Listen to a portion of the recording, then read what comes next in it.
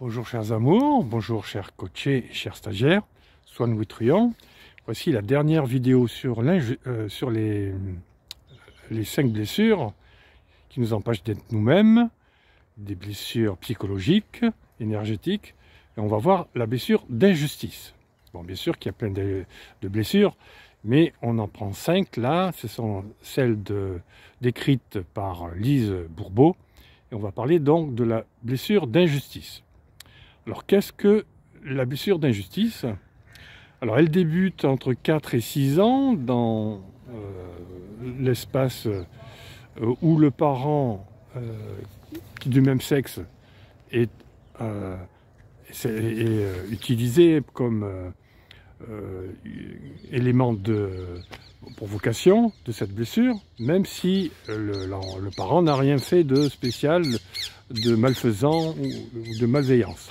C'est l'enfant qui, souvent, peut percevoir cette blessure d'injustice, mais il se peut évidemment que ce soit le parent qui provoque cette blessure. Alors, un exemple, eh bien, ça peut être un sentiment de jalousie face à un frère ou une sœur qui possède plus de jouets que l'enfant en question. Ça peut être aussi la froideur des parents quand l'enfant cherche des câlins et que ce parent ne donne pas de câlins. Alors voyons maintenant comment on peut résoudre cette blessure, comment on peut l'engendrer, comment on peut la gérer. Alors on va utiliser la technique 3A comme d'habitude. A pour accueil, A pour analyse et A pour action. Alors premièrement, l'accueil des peurs de cette blessure. Par exemple, c'est d'accepter la peur du parent qui se dit froid, par exemple. Donc la peur des gens froids, la peur des gens qui sont sans affect.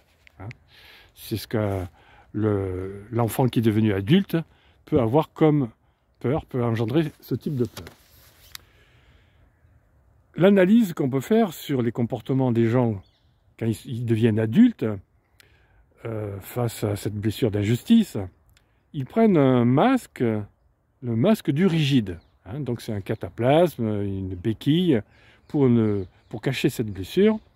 Ils deviennent rigides. Rigides, pourquoi? Parce que face à l'injustice, ils se sont trouvés tout à fait dans une situation face à la froideur, ils deviennent eux-mêmes froids, ils deviennent tout à fait rigides, et ils sont dans un comportement de défense qui est la rigidité. Donc ils se montrent insensibles, froids, voire persécuteurs, comme en analyse transactionnelle. Ils recherchent une image de droiture, de justice, et ce qui vous permet de se justifier justement. L'action que l'on peut voir, l'action d'amélioration, ça sera une action pour devenir plus souple. Donc quelqu'un qui est un peu rigide doit travailler sa souplesse, doit être plus tolérant, oser se montrer plus sensible.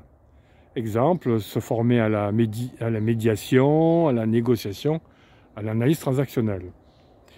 Donc plus la personne travaille sa souplesse dans ses relations, et plus elle se montre un peu plus sensible, plus tolérante, et elle devient moins rigide, et donc sa blessure d'injustice se cicatrise. Voilà ce que je vais vous dire sur la blessure d'injustice. Ah oui, je terminerai parce que j'ai oublié de le dire, que cette blessure, elle vient souvent après la blessure de rejet. Donc comme la trahison qui vient après l'abandon, eh bien l'injustice vient souvent après une blessure de rejet. Donc rejet, injustice vont ensemble, abandon et trahison vont ensemble. On en reparlera dans d'autres vidéos.